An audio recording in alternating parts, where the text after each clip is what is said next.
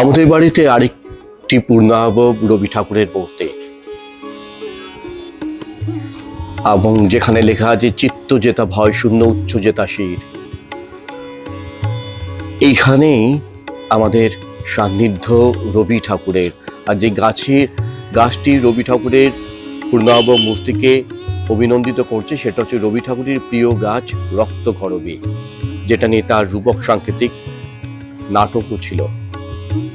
আমরা সেই গাছের দিয়ে ঘেরা আমাদের এই বাড়ি, এই যে রক্তকরবীর আরেকটি রূপ, রক্তকরবী গাছ দিয়ে আমাদের কবিতা বাড়ি।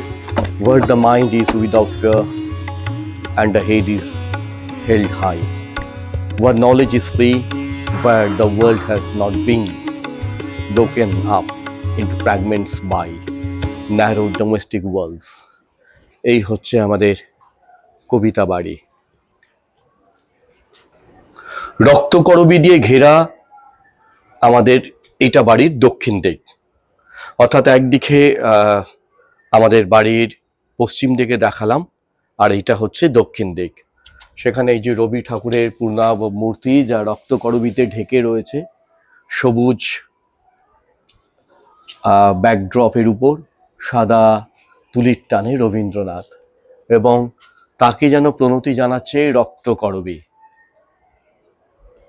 আমরা এইভাবেই নিরন্তর, শুধু একটা দিন নয়, বিশেষ দিন নয়, শুধু 25শে বৈশাখ নয়, তিনি আমাদের হৃদয়ে আছেন নিরন্তর।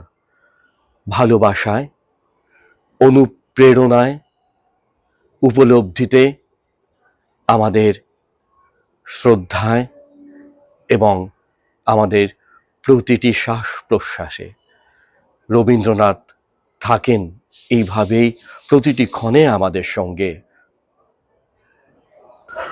আমার প্রাণের মাঝে সুধা আছে চাও কি, হাই বুঝি তার খবর পেলে না। পারিজাতের মধুর গন্ধ পাও কি, হাই বুঝি তার নাগাল মেলে না। রবীন্দ্রনাথ ঠাকুরের এই লাইন, এই পংক্তি আমাদের দারুণ প্রিয়।